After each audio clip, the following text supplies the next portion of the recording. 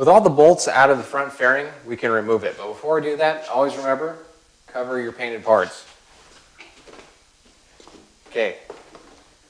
You get on either side of the bike and gently lift it out. And you can pinch this connector that connects the headlight and take the fairing off. All right, from there, what we're going to have to do is pull out the radio. It's really not that difficult.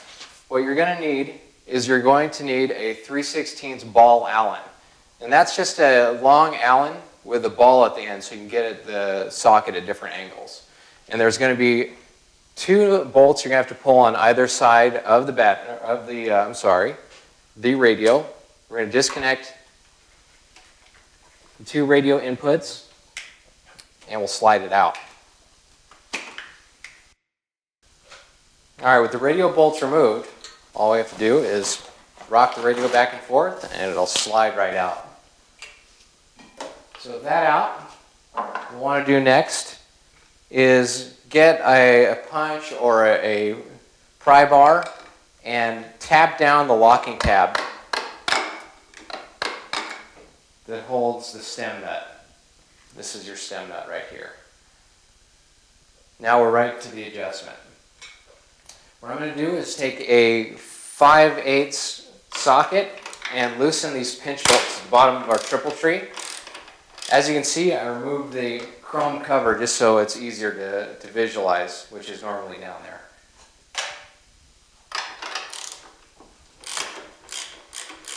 All right. With these loose, it allows the forks to slide up and down to adjust for the neck bearing adjustment. Now I have an 1.5-inch socket, and I'm going to break loose the torque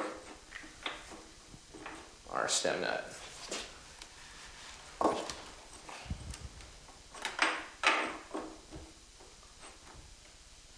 Okay, with that loose, now we can adjust the neck. And what I'm again going to use to adjust it is this pry bar. There's a nut underneath this tree with fingers on it, and we can tap it to make the nut go forward or backwards, to tighten it or loosen it. So as we go tighter, which is in a clockwise fashion, it's going to tighten the neck bearings and make it harder to swing. Loosen it, it's going to make it easier to swing. So we're going to tighten, we're going to actually loosen it up a little bit. And I'm going to do that by going on this side of the bike, and I'm going to tap those fingers to make that nut turn counterclockwise just a little bit. And then we're going to torque this nut to test it, because this torquing this nut will change the adjustment just a little bit. From this position, we can see exactly where the adjuster nut is for the neck bearings. Now, as I put my light up here, you can see the dust shield, and directly above that is the nut with the fingers on it that you want to tap in one direction or the other, clockwise to tighten it, counterclockwise to loosen it. And that's going to give us our adjustment for the neck bearings.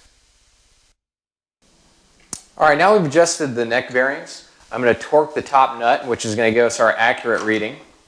And then we'll perform our 3-swing test.